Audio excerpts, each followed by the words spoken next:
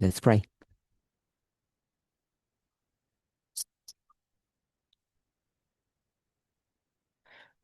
We thank you, Lord, that each of us who are here had the ability to come to this place to fellowship with one another and to learn and understand your word better. May we not waste the precious opportunity that we have been given. Help us to take advantage of all the opportunities that this camp gives to us. We ask also for a blessing for all those who are listening online and who will listen afterwards.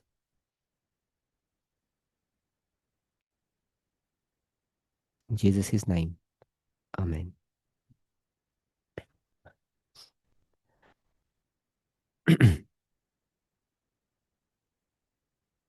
In the last presentation,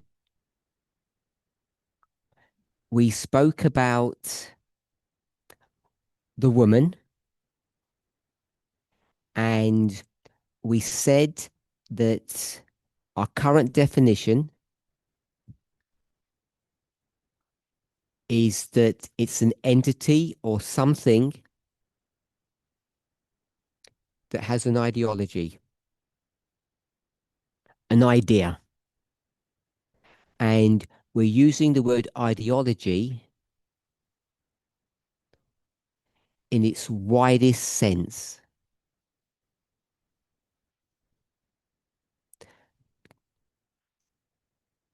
We shared 2 documents here on the group. We've done that. So I don't think I've shared that with the movement yet. So first I made an initial comment. So that was number 1. And then I provided 2 PDFs.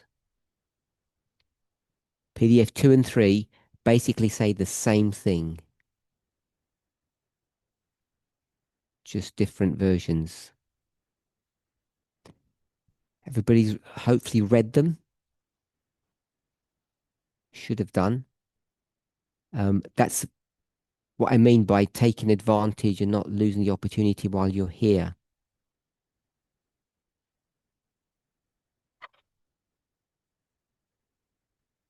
So that you can take those ideas and bring them to the next class. I'm not telling anybody off if you haven't done it, I understand. So we've got this current working model that defines what the woman is. Has anybody got any questions just on that point? Andres?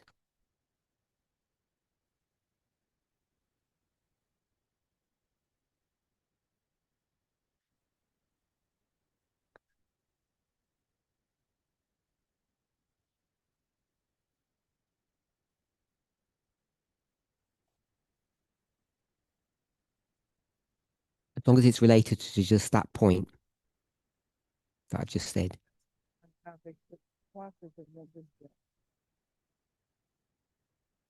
We've said that the woman is either an ideology of something or something that has an ideology. Just at that level.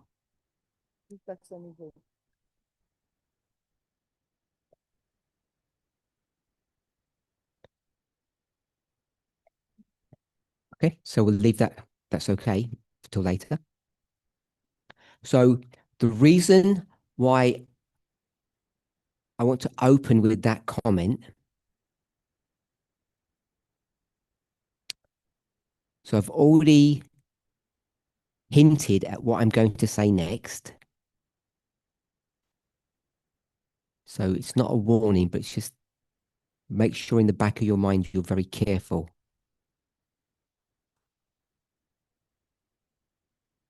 In the last class,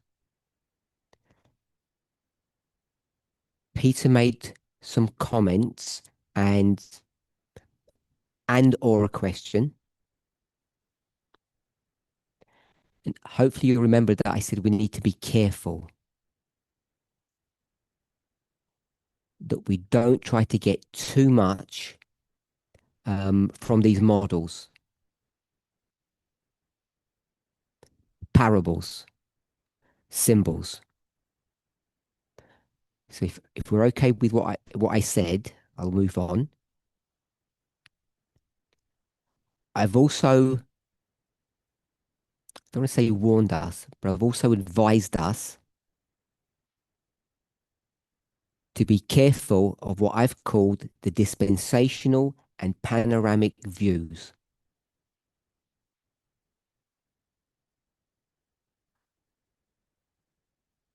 You do it and I do it.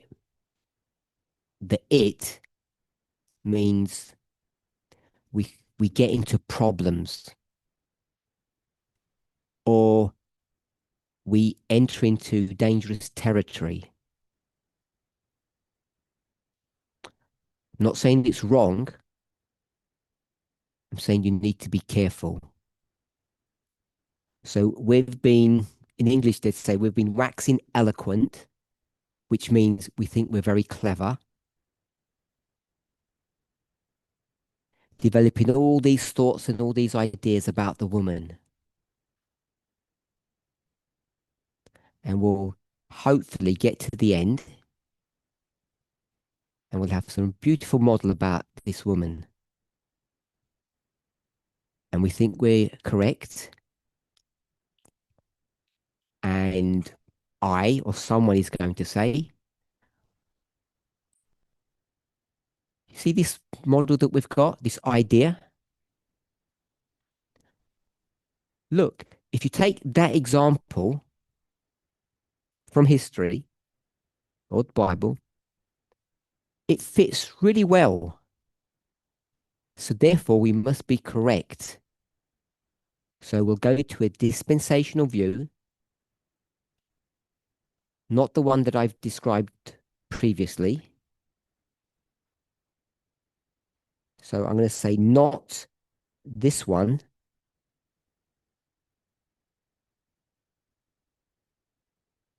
Not that one. But this one.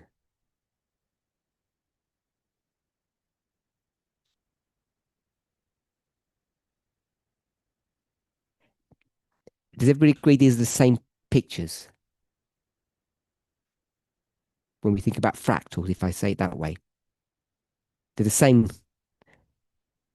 So if you go to this second picture and you go to a historical example, you say, see, it fits. We must be correct.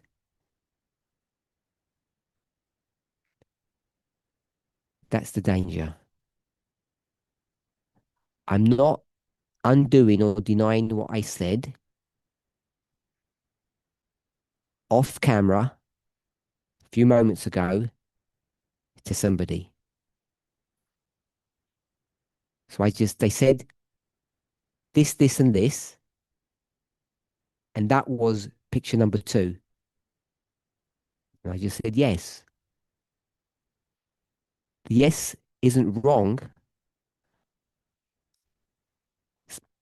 So to that person, I want to say, just be careful. This story in Revelation 17 is about what? 2 things. 2. And paid all of our attention on the second of the 2, if I call it a second. I said at the very beginning, beast is state.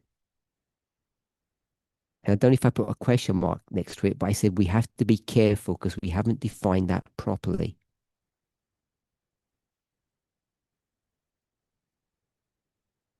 So just bear that in mind. Because when we turn our attention, whether or not we do it here or in the future, to the beast,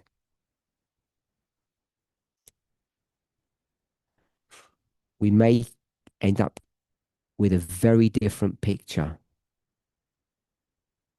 So bear that in mind.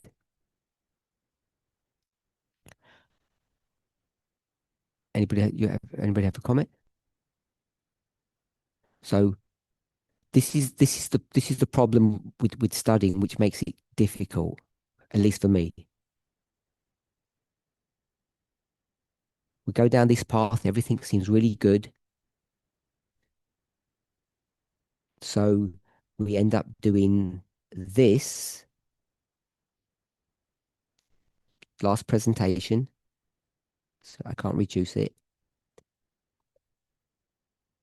The beast, the state, it all makes sense. It all flows well.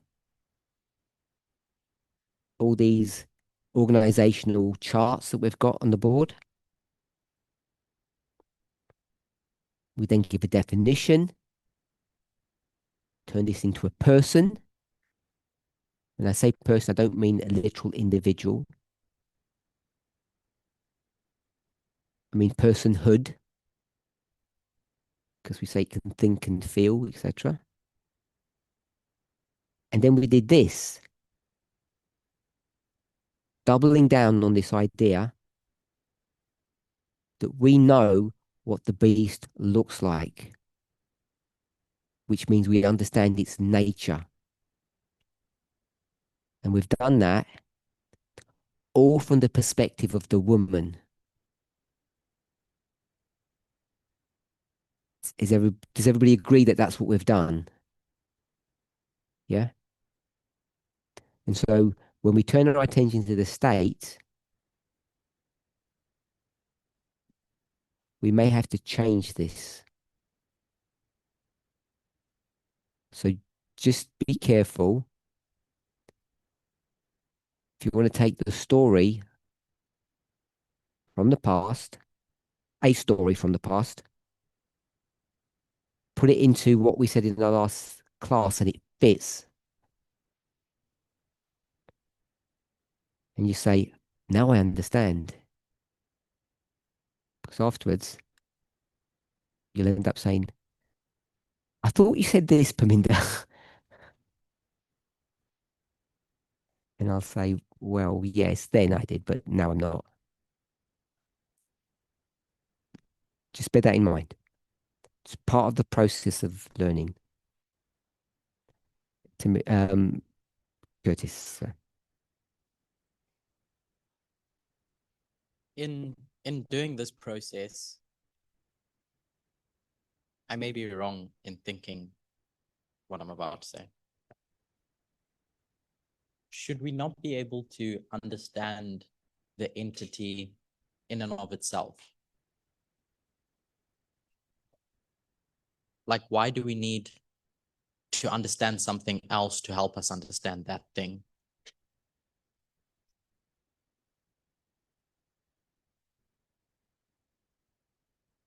Does anybody ever understand what he just asked? Who doesn't? Put your hands up if you don't understand what he's talking about. Okay. No, they don't understand what you just said. So what you just said was we've spent some time. What did I just say? Yeah, that's what I'm going to say. Okay. We've spent some time studying the woman, but we may get to a point in the future where we study the state. And then we realize, hold on, all these steps we did about the woman aren't correct or may not be correct. Unless I misunderstood that as being what you said. Everybody understand now? Everybody not understand?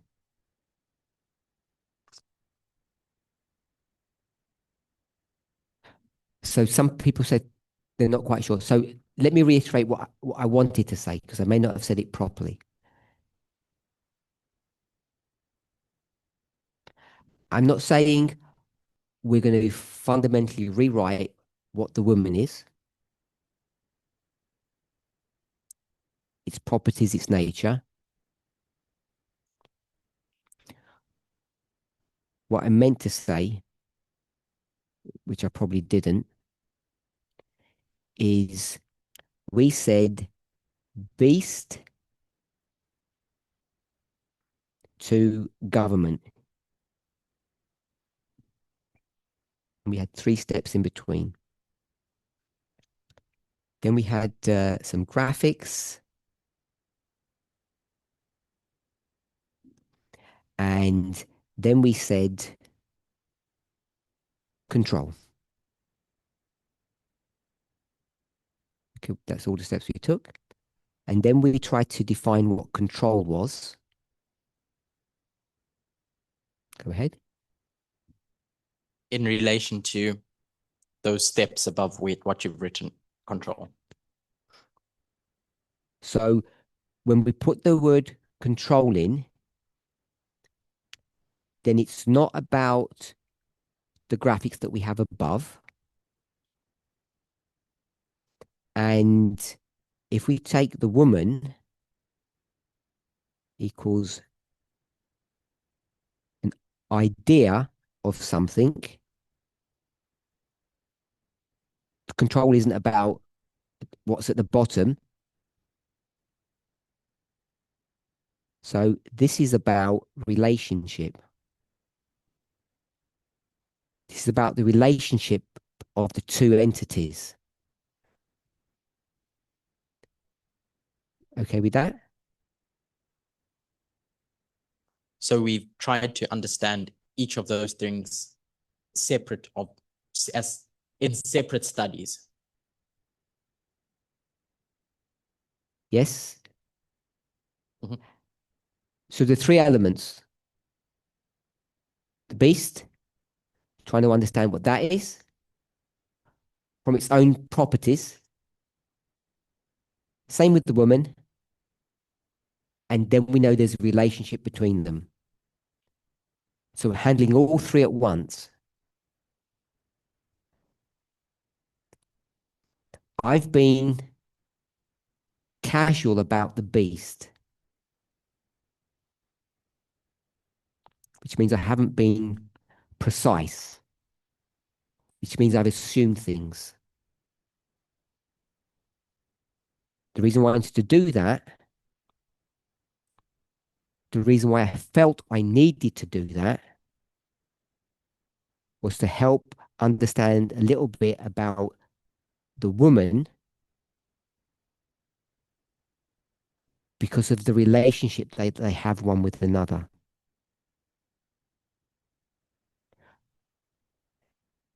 Uh, and you're saying the danger is if those assumptions we made about the beast are wrong or too simplistic, it could impact our conclusions that we make about the woman.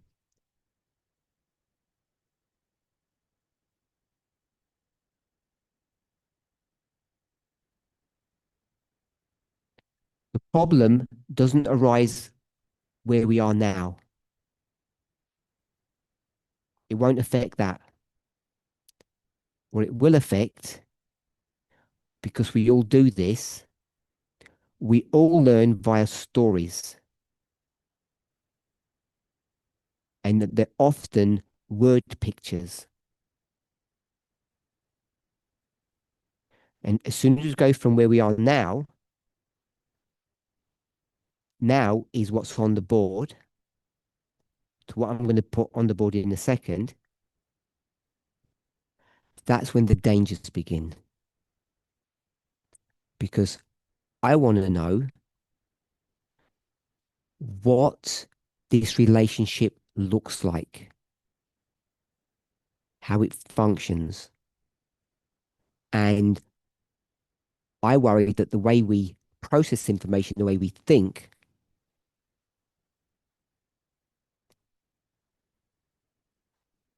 funnels us, channels us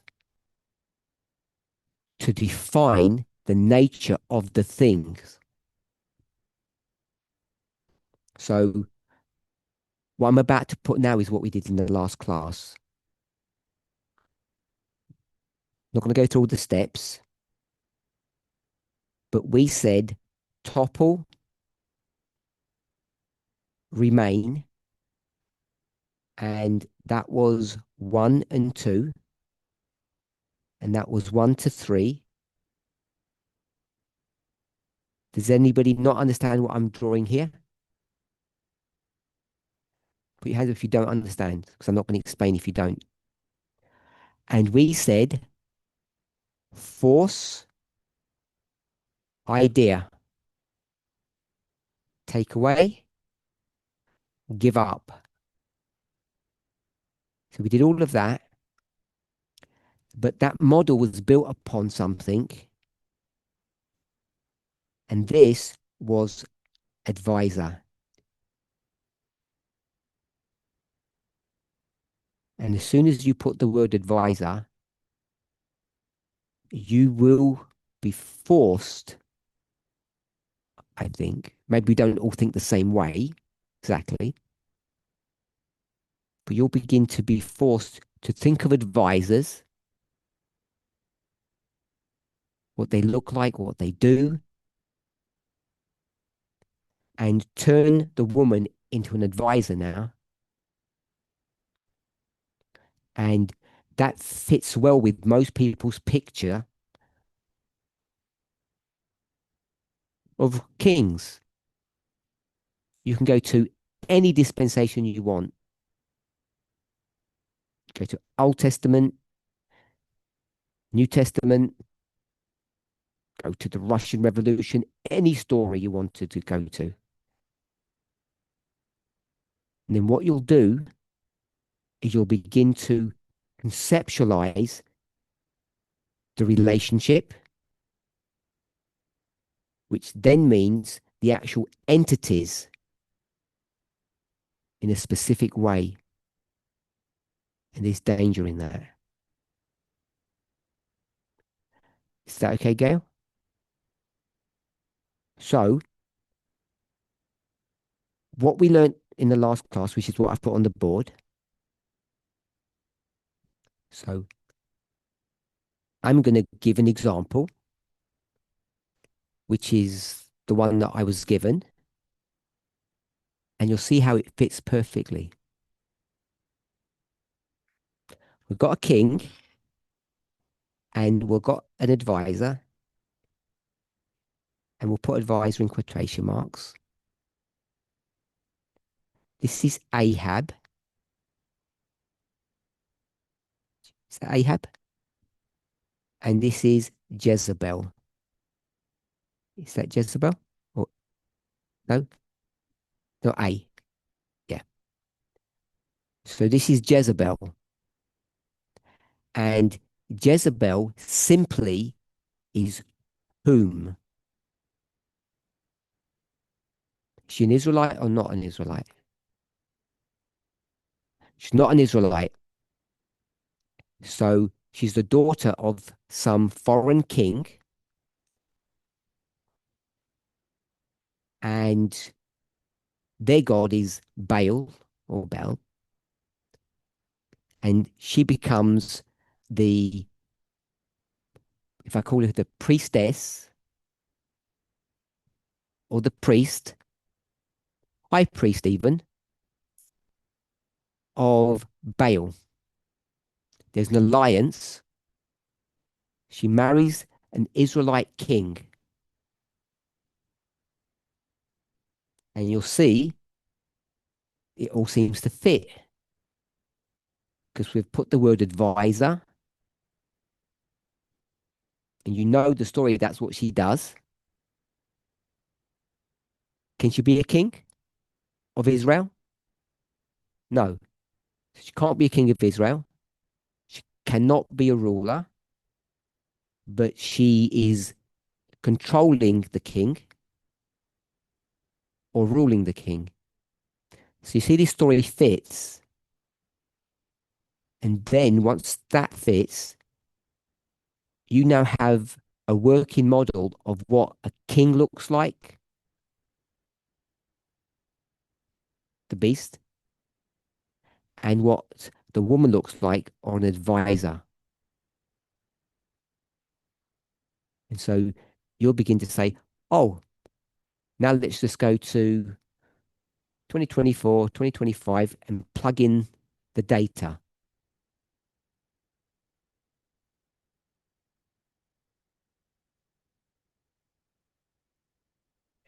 Based on what you think about Jezebel and Ahab and not state and woman.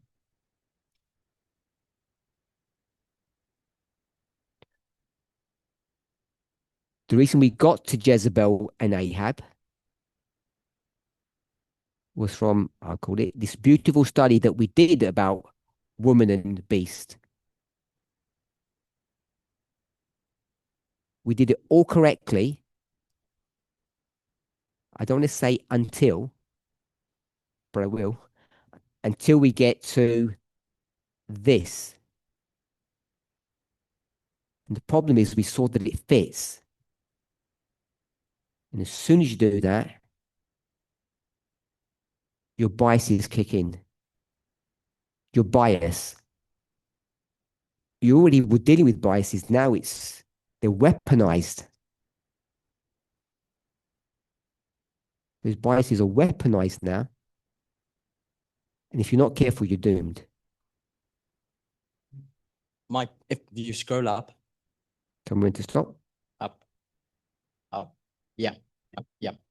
So what I think you're saying is that when we define woman and state,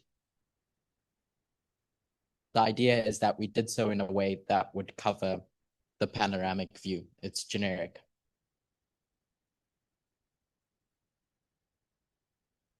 But then when we go to Jezebel and Ahab, we create this dispensational example of that. And the danger is that when we do that, we take that dispensation and use that to guide today, as opposed to just scrap that and let's go back to the panoramic view.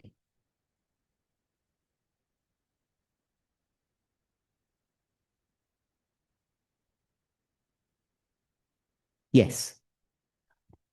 To Janice, but before you ask, I just want to make a comment on that. Does anybody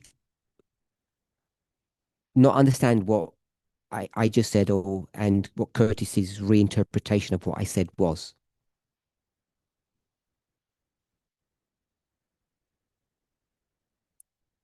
If you're at least reasonably okay with it, I just want to make a comment.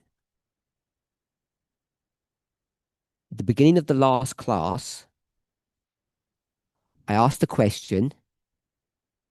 I repeated Thomas's question. I apologize if I misquoted Gabriella. And I apologize if I'm still misquoting her. So I'm going to say a couple of people said the way you do it is either you go to a previous study or previous history, which is picture number 2 on the board. And if you do all of that, it will help you in the future. So I said to people, do it. Go to a story, tell us what it is, and see how it helps you. And most people got stuck.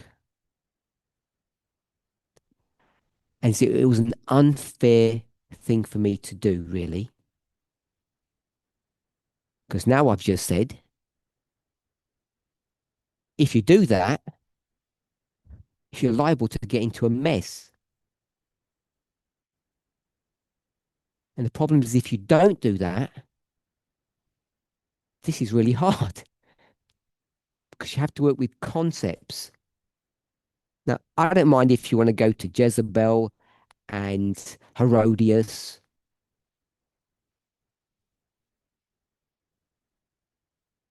or another story, but each one of those stories creates mental pictures. And it's those mental pictures that hurt you.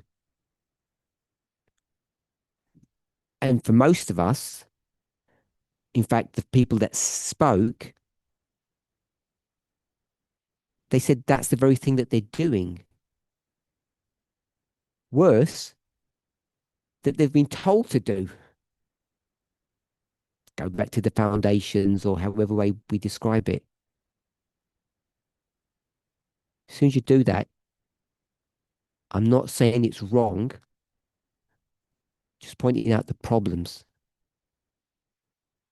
Okay, so just want to make a comment on what we said in the past and what I've just spoken about now.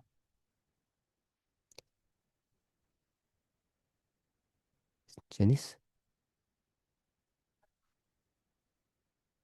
Is it working? Vadim, is it working? Yeah? Is the mic working? Yeah. So I wanted to ask,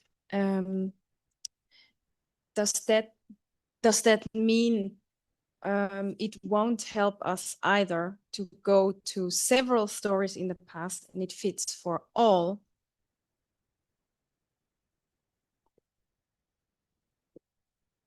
Do you need to repeat? I think you need her to repeat. So we said we can't go to one dispensation in the past, see it works there, and take that as a proof, or yeah, then make an application for that for our time.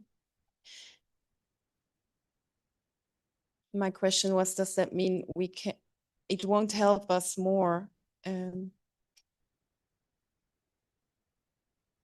when we take several dispensations and we see it fits for all of them? Does that help us to make an application for our time?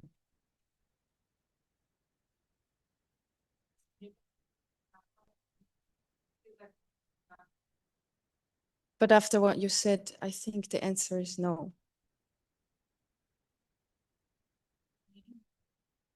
No, it doesn't help. Yeah. The more examples you use. Yeah. So before I answer that directly,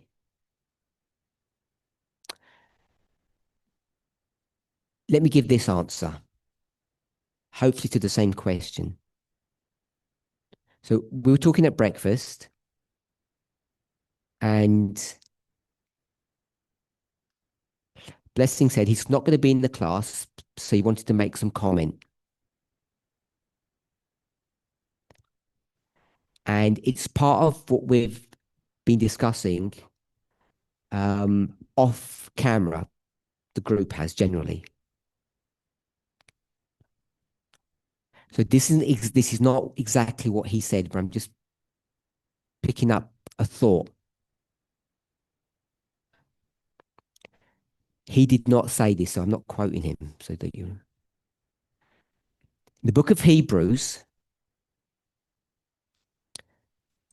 Paul describes two dispensations that have come together and are now clashing with each other.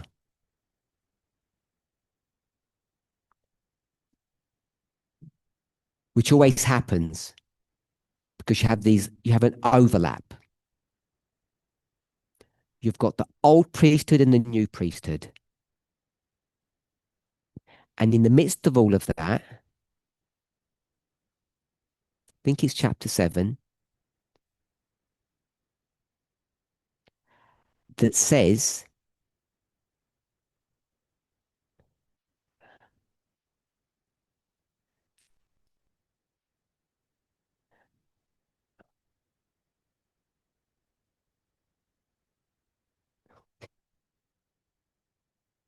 I hate doing this because you always panic this.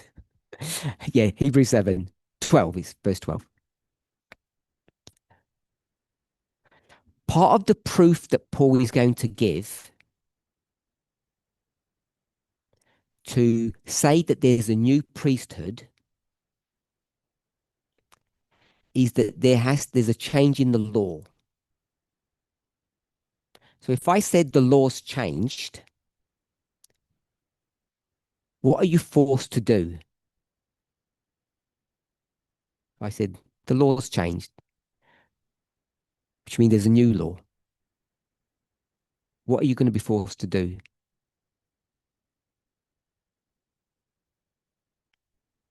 New king. Charity.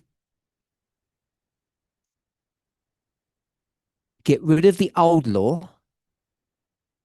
Which one?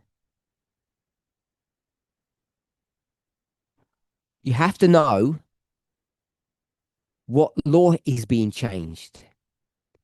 So you have to go back to the past and understand that.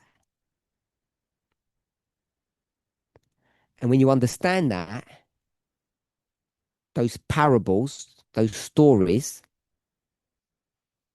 it can distort or warp your understanding of the present. So is the present, the new priesthood, the fulfillment of the past priesthood? Janice? Yes. So that means you have to go to the sanctuary system to understand the new priesthood, the new system. And as soon as you do that, you can get your brain distorted. So if you said one example or all the examples, the answer is you have to go to them. And as soon as you do, you get into danger. Because the examples in this story in Hebrews were built upon the heavenly model. Because they're parables. And so all those historical examples that you're going to go to, they were engineered or designed, not really, by God to describe or explain the real thing, what's happening in America today. Now, we might say, well, they're actually all independent things and it just happens that way. That's one version of the story. The other version is God manipulated and controlled all of those things to teach us something about our history.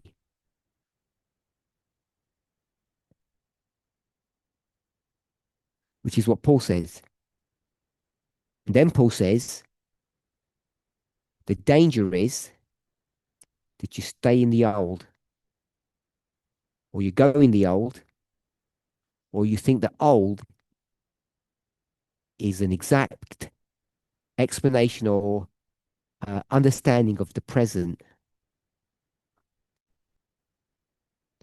They're frighteningly the same,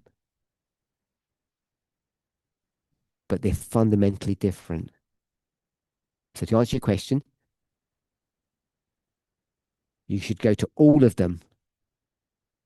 And doing that will hurt your brain. But if you, yes, it's inevitable. And that's why when everybody said we go back to all of those old things, but it doesn't seem to help, you have to go back to the old. But it's hard to do that and get some help. So I'm saying go to Ahab and Jezebel, do that, Herod and Herodias, and you see that they all fit. Whether I'm going to say I'm pretty certain or I'm guessing, which means an educated guess, that will not describe state and woman or beast and woman.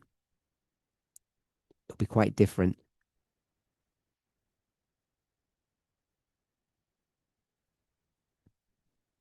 Does that answer any? I don't know if it helps. It might not help, but it, does anybody want to say something? Oh, so I'll go with Curtis because of things right next to him, and then Justina. You'll It's forget Justina first, because he won't forget. Is it the same as saying going to Daniel chapter 2?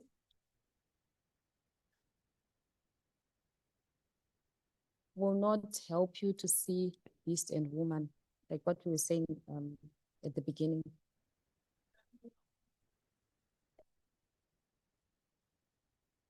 So you won't see the beast and the woman in the story of the metals. Is that the same as what you just described? I'm in Revelation 17, and what do I see? I see beast and woman. If I break the rules a little bit and I say king and woman, isn't that what you see in this story? Ahab and Jezebel. Yes, that's what you say. So you know Ahab and Jezebel's story must be directly talking about Revelation 17, not Daniel 2.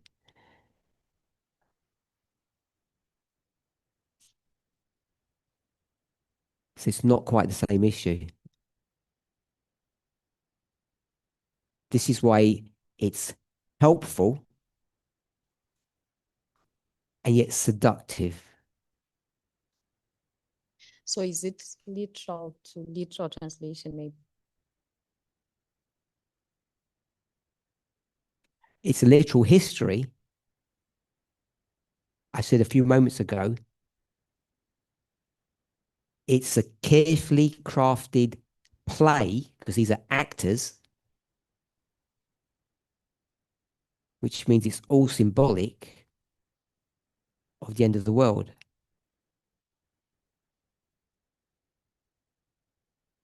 Okay. Esther, Monica, you have a question? I know you were asking each other. A question?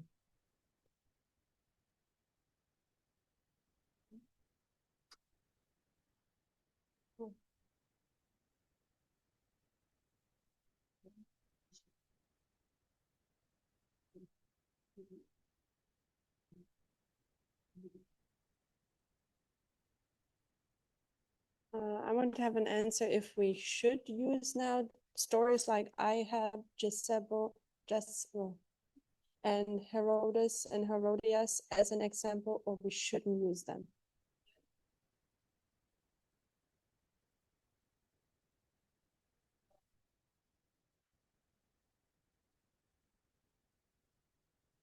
Anybody over here? Just say yes or no. They're not yes and no. Okay, so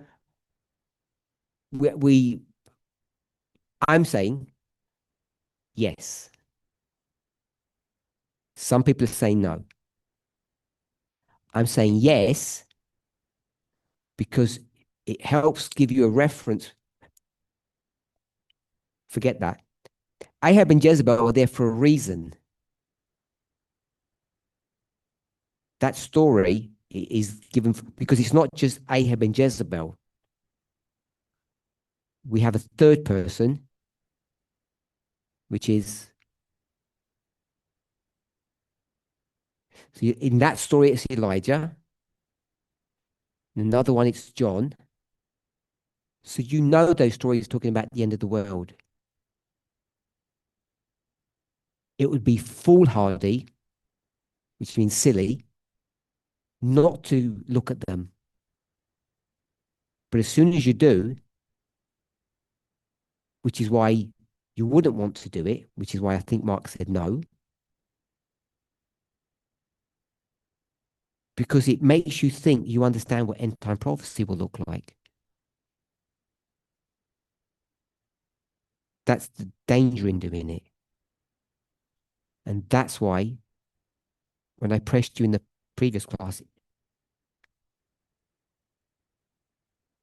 if I had told you this, then you could have answered why it doesn't work when you do that.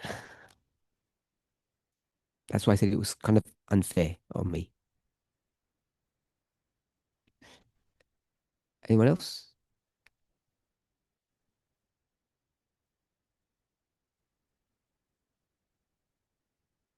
No one?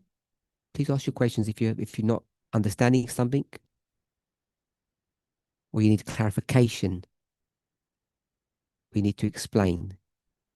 Okay, so that helped. Do you have your hand up, Emma? Okay, so I've got two people there, and we'll go with Natalie.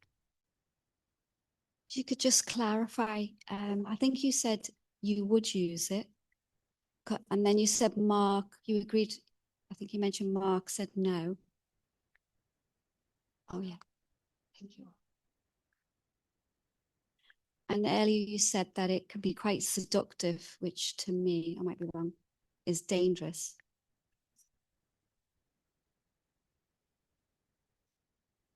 You didn't say this, but even if you're very clever,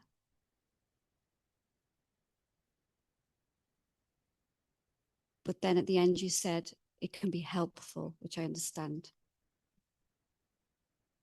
So did you agree with Mark or not?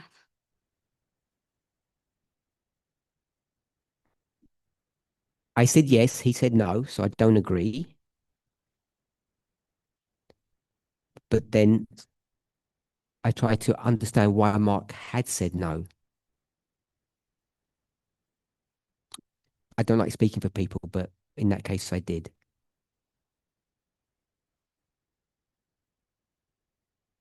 We go to the New Testament church, book of Hebrews, and we think it's what's their problem? Like it's easy for them to switch from one to the other. And I think it's just not that easy to make these changes. And that's what we struggle with. Okay, we'll go with Janice, Janice, and then we'll go Curtis and then Peter. So as I understood, the danger we face is that we should have to work with concepts, as you said. But we're like, or do I understand correctly that means generic, something generic, as we tried to look for in the woman? We're looking for we're looking for a generic placeholder or what the woman is. And the danger when we go back to a previous dispensation or a history from the Bible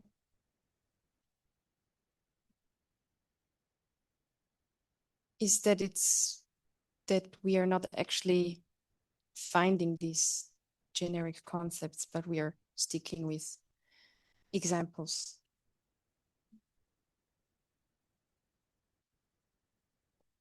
Yes to all of that. Before I get to two more questions,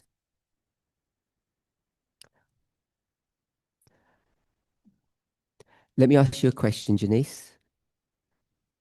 But it's for everybody. It's nothing to do with what she said, because she just has the mic. This is just a random thought. So just tuck it in the back of your brain as a kind of a hook or a holder.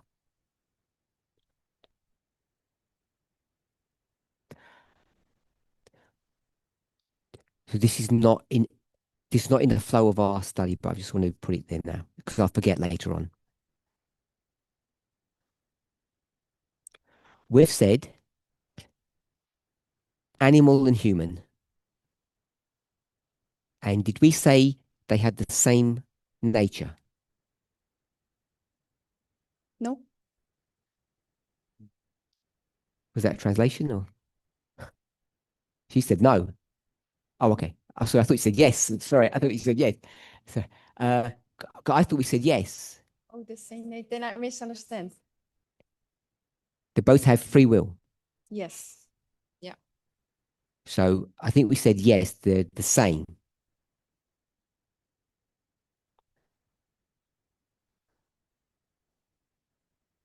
If we say it's a dog, I know just as a random example, because someone brought up dogs before, we will always say something like this normally. Dogs are humans' best friend. Do you say something like that in your, yeah? What do we mean by that?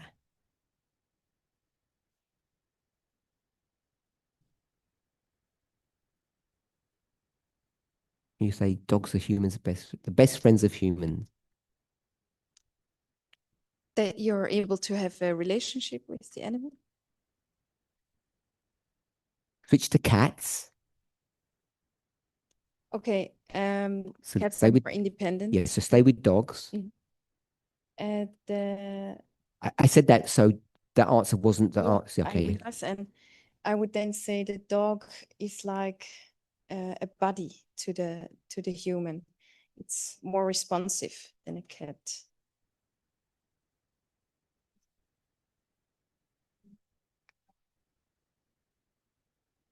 So you'll see the problem in this because we're talking about dogs a lot, and you'll get all these models about how this works. So, but we'll carry on. Maybe I would say you can train it.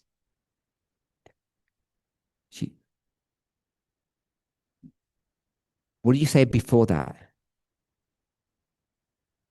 Just before You can, or they respond. They respond. that was what you said.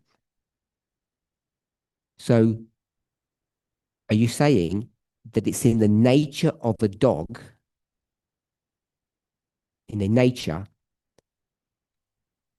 that they respond to humans?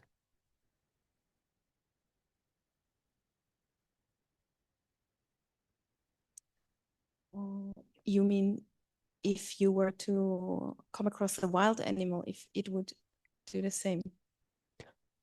Or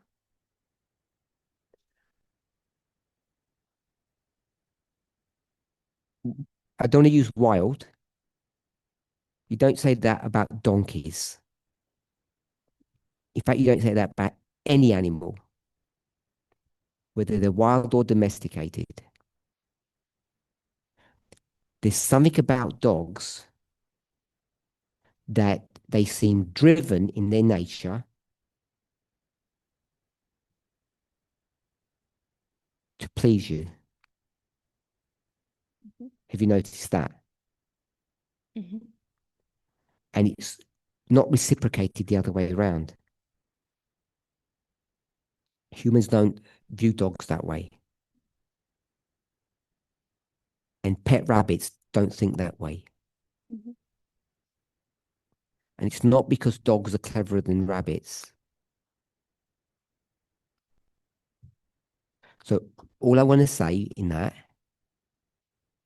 is that even though we said they're both the same and they have free will, dogs have a very different nature than humans. It seems almost like they're designed to serve us. And if you take cats, we're almost designed to serve cats.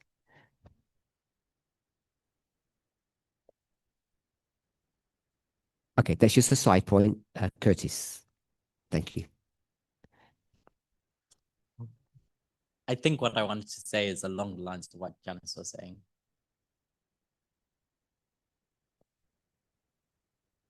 Which was what? In the sense that what we're supposed to do when we go to all those examples is see how a concept is being manifested over time in different ways. What we're testing is the concept. That's the thing we're trying to understand. But the danger and what I think we end up doing when we do line upon line and etc., is we take a story and then we take properties from each of those stories and do like a summation, add up this property from this one, and you'll see those properties today.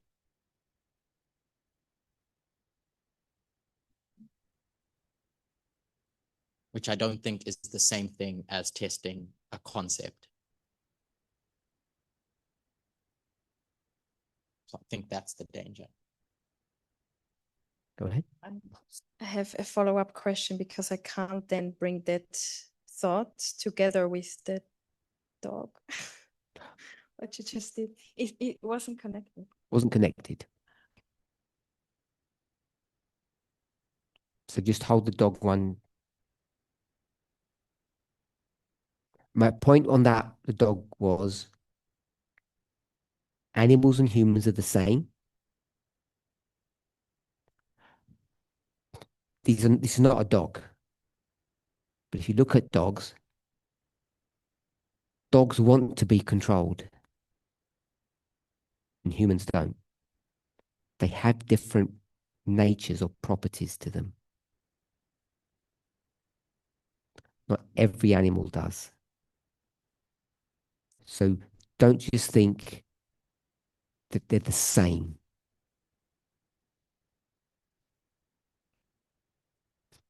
Yeah. So if I can summarize what Curtis said, I think, then if you're familiar with the term stress test, if you have something, the way you test it, you put pressure on it. That's how they test things. Like if you design a car, you have to crash it with those sort of mannequins inside the car. So if you have a model, like we said, a concept, the way you test it, by going to all those old stories and putting them over the top, line upon line, we call it. That's why I said, yes, it's necessary. Are we okay with that? Then the second thing is, you go through those stories on the testimony of 2 or 3, you'll see 2 or 3 advisors of kings. You'll say, I've got it. The end of the world has to be that dynamic, an advisor with a king. And that's the danger. Fair enough? So if we were to do that, beast, we'll just go with that story. And we've got the woman. I'm going to go to Gail. Yes, I know. Let's just stick with this. Today, Gail, we've got a king and an advisor. And the advisor is pulling the strings. So the king is kind of like a puppet. Go to American politics and name them. Stick 2 names for me. Who's the king, the ruler? Trump. And the woman, the advisor that's telling Trump what to do? The people. No, his advisors. Can you name one? Vance. TJ Vance. Okay. So that all seems to fit. No. Oh, it doesn't fit? Are you asking me more? Okay, yes. It fits, yes, doesn't it? Yes. Job done. Mm-hmm. We know who the beast is and we know who the woman is. So it must be correct. And no one seems persuaded. There's an objection. Do you have an objection? No. Oh, yeah, but you don't have one because it was your story. I gave the king. Sorry? That's fine. I'll go to Peter first and I'll come back to you, Mark, if that's okay.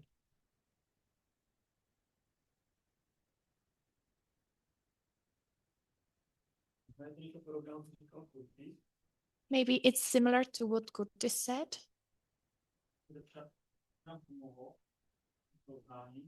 I wanted to ask if it could help us in the comparison.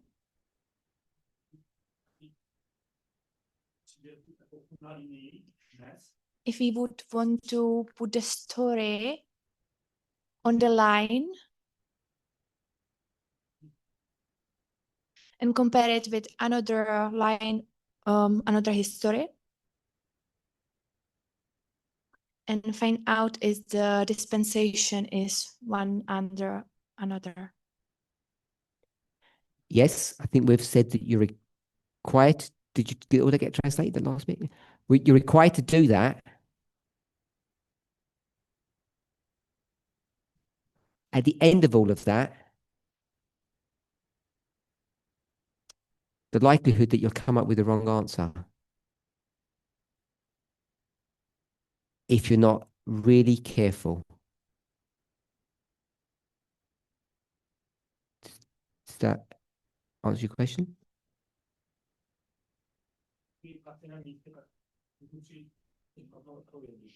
Even though the dispensations are on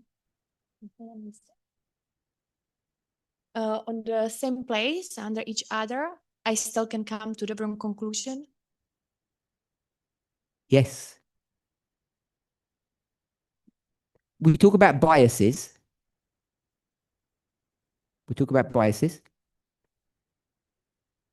One of the things that drives humans is that we seek patterns. We're pattern seekers. So if you take a line and then you break that up into dispensations, and then you do line upon line,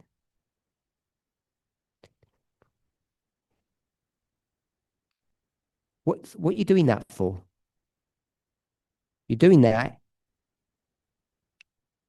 to look for patterns, aren't you? And the problem is, when I look at the characteristics of two all through these histories,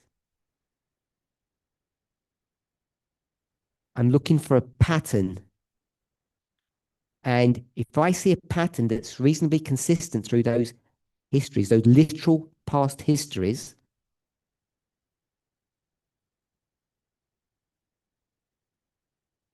what am I going to end up thinking?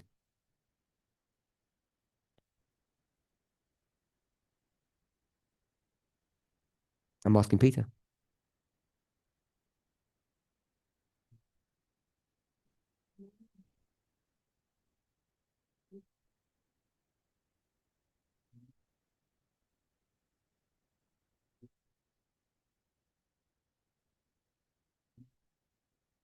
That the similarity shows at the from the past on the present. Yes. Not just similar issues, but the number two will be the same thing. And I'm suggesting that it could be very different.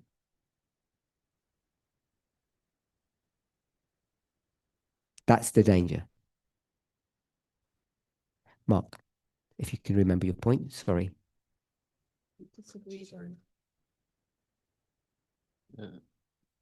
First, I want to ask you why you asked Gail to fill up these blanks in American history.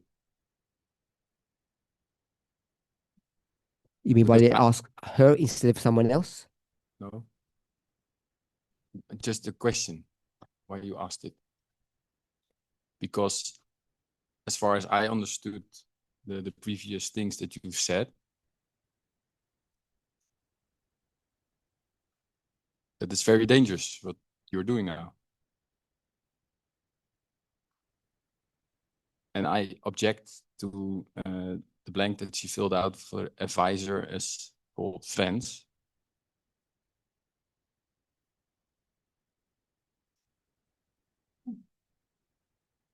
Because he is just voted for by the people, so to say. So he's part of being the king. Just how it is organized in USA, that you have a president and a vice president. I would go for another name. 1 second, everybody. Just let him finish. I'm Finish? finished. Okay, so I'm going to ask you the same question then.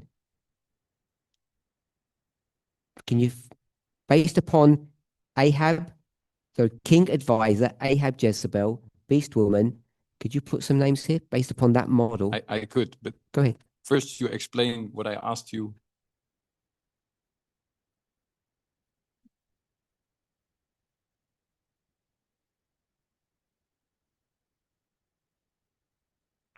So you want to answer why I did that? Yeah, why are you asking the question? Because it's so dangerous.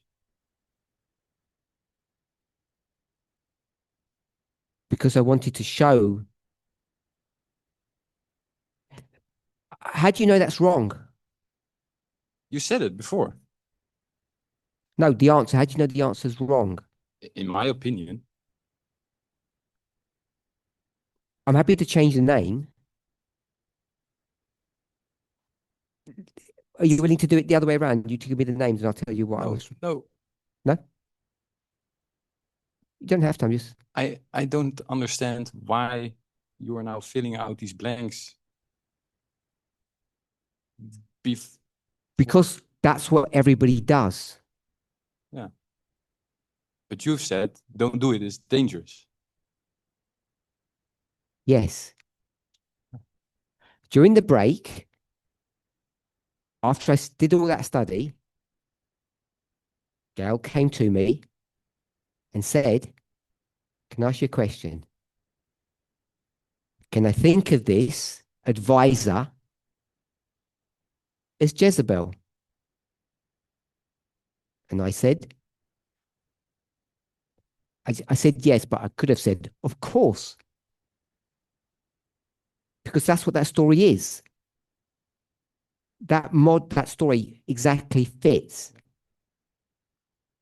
And she said, thank you. And I left it there. So I don't know what she's thinking, but maybe she's thinking, I've got the answer now. Probably. Trump and Vance. So that's why I wanted to bring it up in open discussion. It's not about her, because what she did is what all of us do. That's why I did that. It wasn't to embarrass her or anything. So you want to give me some names there? You want a name? I did my part. Come on. Yesterday I mentioned Stephen Miller That's Jezebel. as the wife, as the woman, as the advisor. Yeah. So that's Miller. And King Ahab Beast is Trump. Trump. So it's the same model, but you've just changed it from Vance to Miller. Very dangerous. I'm going to guess that now you've got Miller, Gail will probably say Miller sounds better, maybe. So now she's adding Bannon. Yes. But it's the same principle and idea. So according to all the rules, everything that we've done, we've arrived. In theory, at least. Probably not. Probably not. You're guessing that because otherwise I'd say we can go home now. And I'd say all the 5 speakers are wrong. None of them have said that, I don't think. Unless one of them did, then we know who's the right person.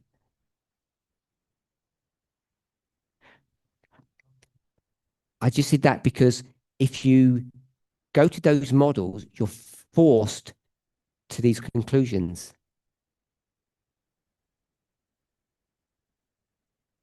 So it's just an exercise in. So Go ahead. So this was an exercise of picture 2.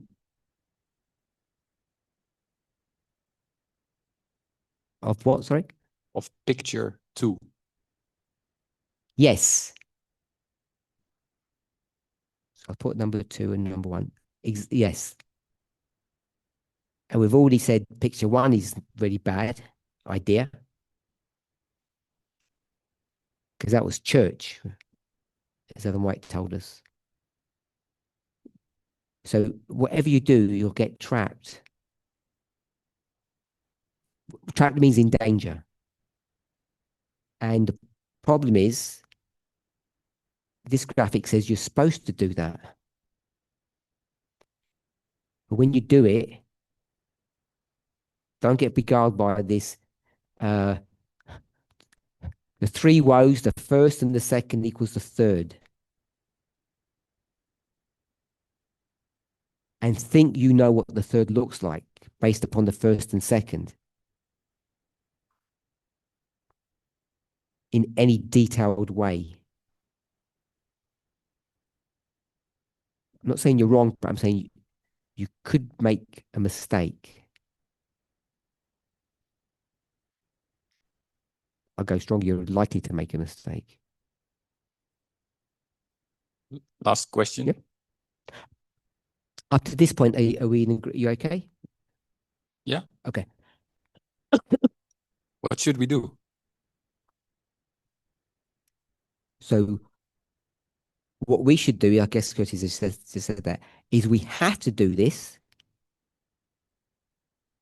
but bear in our minds, we've got prejudices, biases, and that we're likely to make mistakes. Not because we're doing something wrong, we've misunderstood the symbol, it's because we have bias. And the problem that we're facing, it, by definition, must be the same problem that the New Testament church was facing, because we're both omega histories.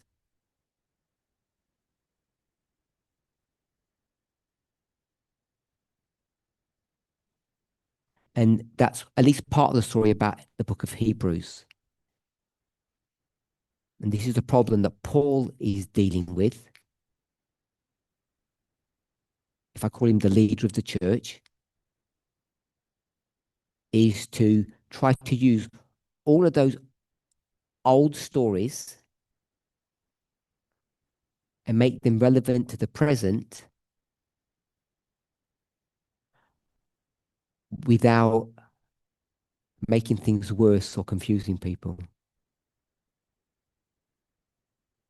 And Paul is ruthless.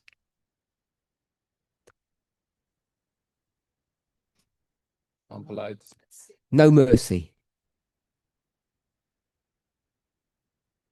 He takes Old Testament stories and manipulates them and changes them. And I would never dare do that. That's how he solves the problem, I think. He just changes the story. So if God's talking to Israel, the Ephraim, the 10 tribes, he says, pretend God's not talking to the 10 tribes. Let's make them Gentiles. None of us would agree with that. But he does it. So if I did that, you'd say, you can't do that, breaking rules. That's how he manages this situation. And today we would never do that. We'd never manipulate history. Because if I manipulated history, this would be easy. But then you have to put your complete trust in me. So Paul does all of that, and at the same time, he treats everybody like a baby, and then he tells everybody to grow up. So it seems strange to me, the way he's handling people. Any questions or comments?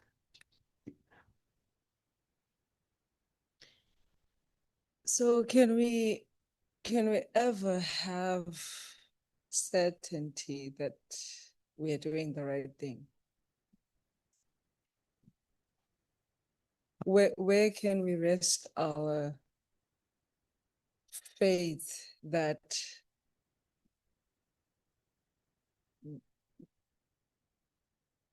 God is communicating with us, or we understanding God's character?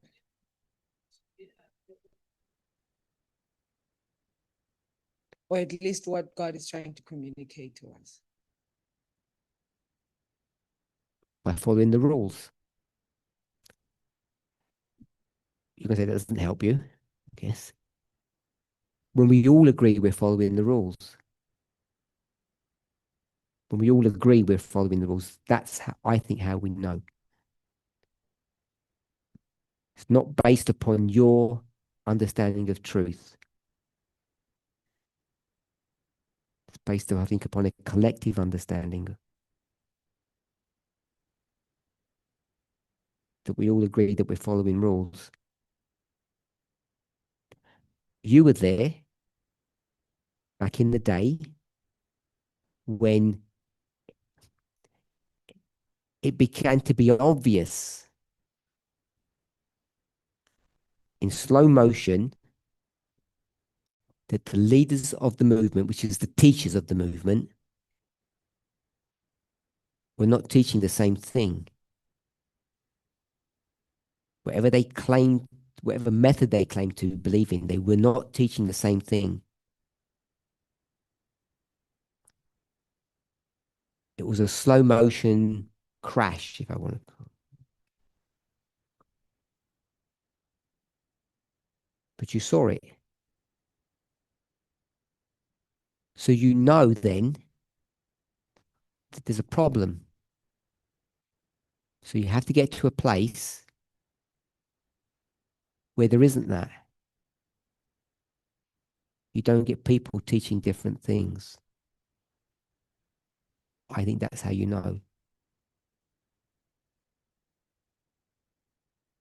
So we are basically trying to change the culture of the movement from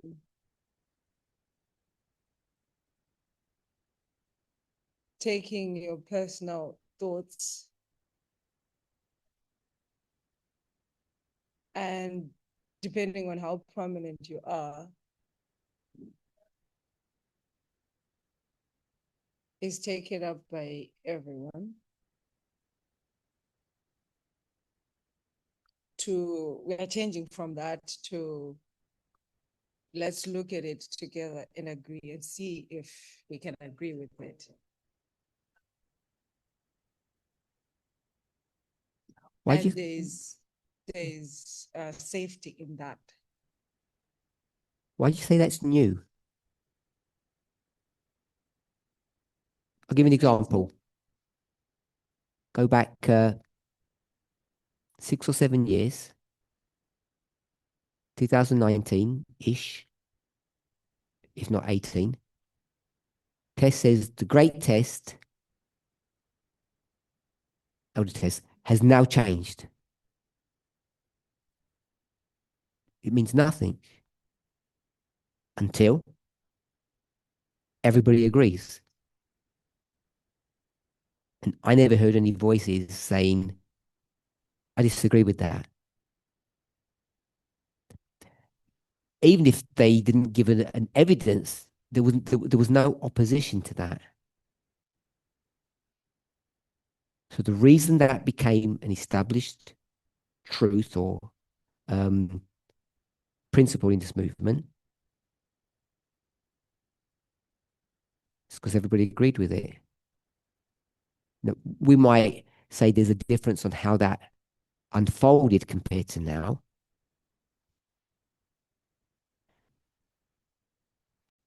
But it's not any different. Go back to 2014. That only got sorted out, I think, in 2018. Took a couple of steps. So I think it's 18 that Elder Jeff says, okay, I agree.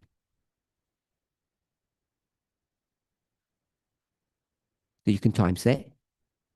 Was that 18? And then a couple of months later,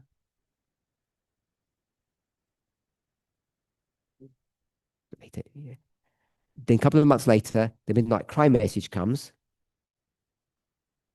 I might be wrong on this then, that either the next year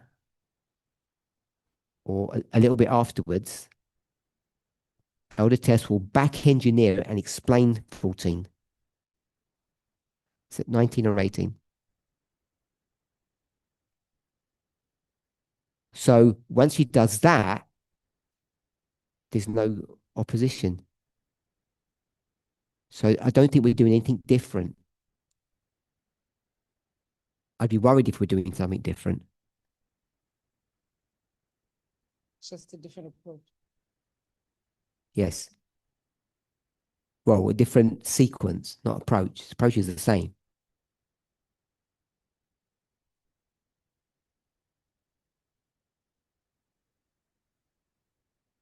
All okay? Monica?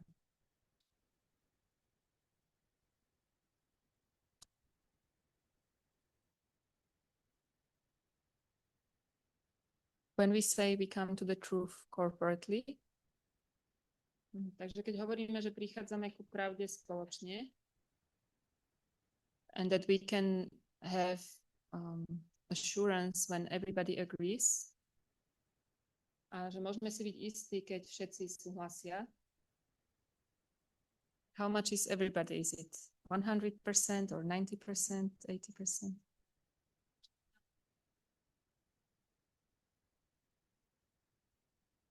How many do you think? What number would you be happy with? 100%. Yep. Anybody want to go for a lower number? Niekto z vás ísť po nižšie číslo? 30 says. I don't see it possible. Problém je, že ja to nevidím.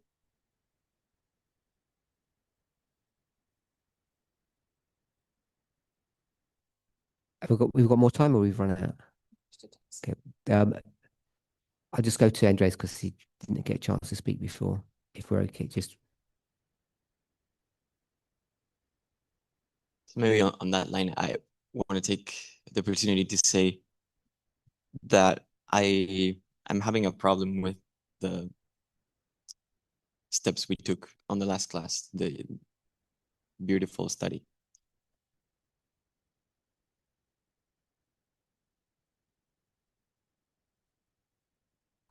Not that I'm saying it's wrong, but I Just tell me which step. the premise, not the steps. I think the steps are correct, Not but the steps. yeah. Here? No, the premise, I mean, where it says that a ruler is by definition, or a king is by definition a supreme ruler. Here? Yeah. So the reason I'm saying I disagree with that is that I think it can. So the word king, it can be a supreme ruler, but it doesn't have to be a supreme ruler.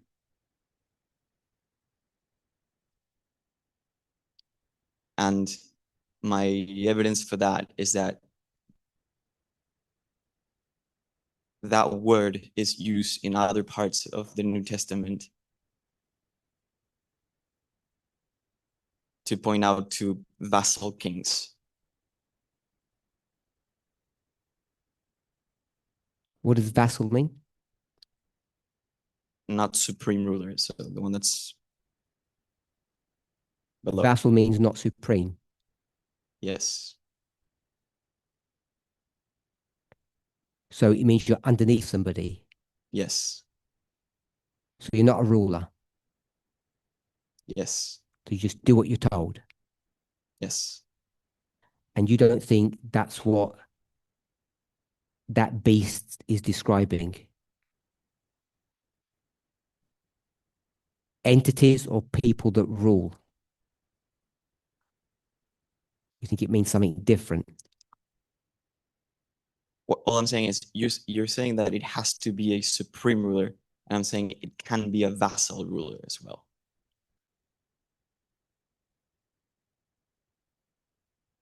I understood what you said.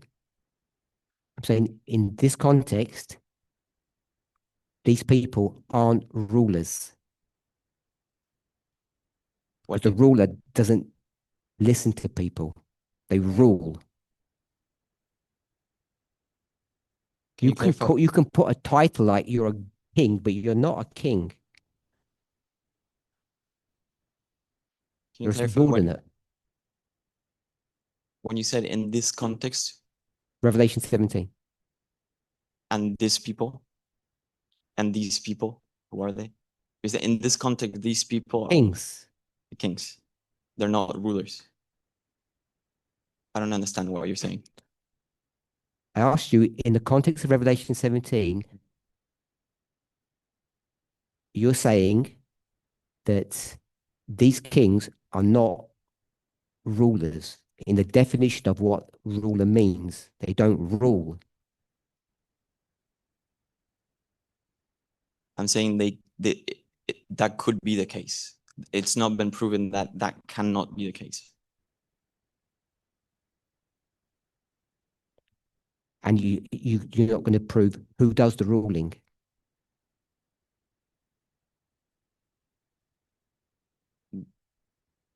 Yes, the woman. So We already know the woman rules.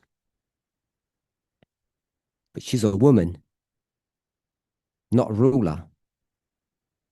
How do you know that it's not a ruler? Because it says in the words. What words?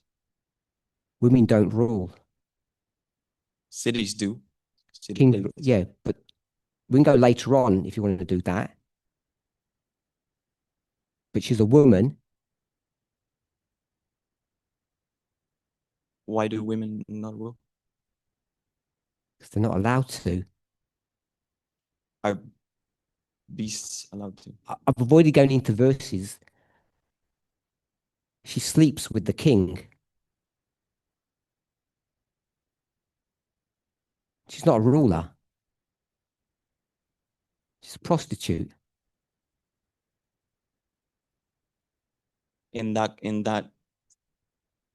one verse, yes, but there's other verses that say she is a ruler. So which one do you go with?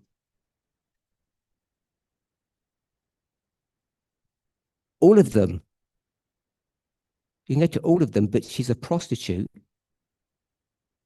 which means she doesn't rule, which means she's not a king. Can queen not be a prostitute? She's not a queen. Why? Because it doesn't say she's a queen. It says she's a prostitute. And queens don't prostitute themselves, no, because they're married to kings. Okay, so that's fine, but I'm saying you have to use other things to say that it has to be a supreme ruler, not the word king, which is the premise of what we did there. Now you're using other stuff.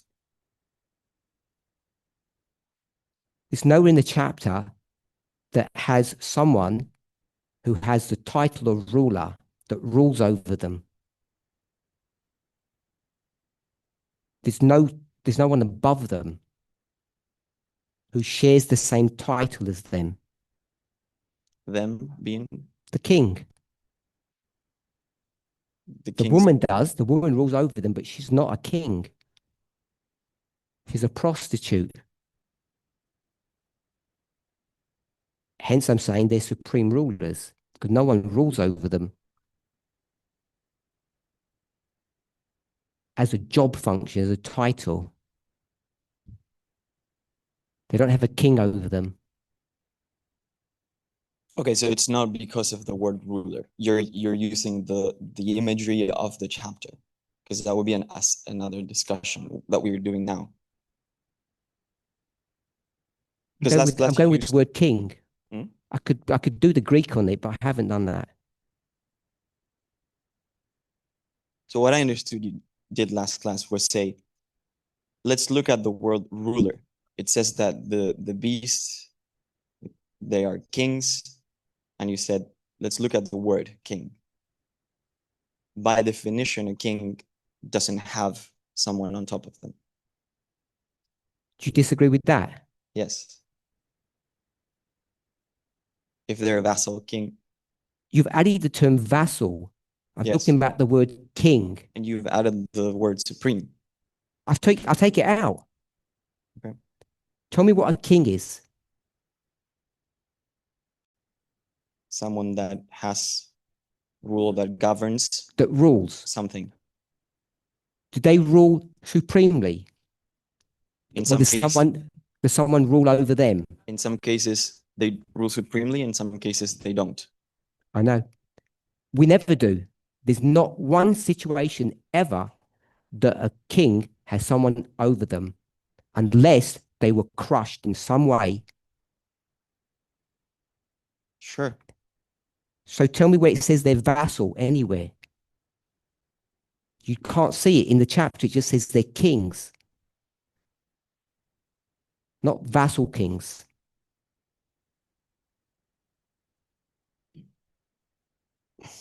I'm arguing by definition, in the context of the chapter, they're not vassal. So by definition of the context, not of the word. Can we agree on that? The word itself means absolute ruler. No, that's what I disagree with. The word king doesn't mean that. Yes. In English. Yes. What does the word king mean? It depends on the context. No, the word. It means someone that rules, that has some kind of rulership. Almost can say it. Supremely. No. Because it wouldn't be a king otherwise. Yeah, they would be a vassal king. They're a type of king. Yeah, I know, but they're not king then, are they? I think they are. They're just a different type of king. They're not kings. The Bible calls them kings. Why does it use the word vassal king? Who uses Because in that story, they want to literally preserve some kind of structure, but they're not kings by the definition of what a king is. When you said why they use the word, who they? Okay, we'll stop. I guess we don't agree. For me, if you're a king, you rule. Anything besides that is fake. Call it what you will. They're not kings. You can call them what you want, but they're not kings by the definition of what a king would be. That's fine. I mean, we can agree to disagree. Okay. I apologize for that. We're close.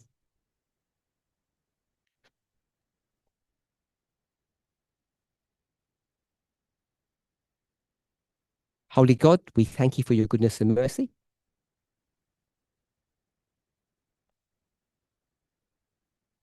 Help us to prepare for your holy Sabbath. Help us to meditate upon the word that you have given to us, that we might come to a clear and common understanding of what you're trying to show us.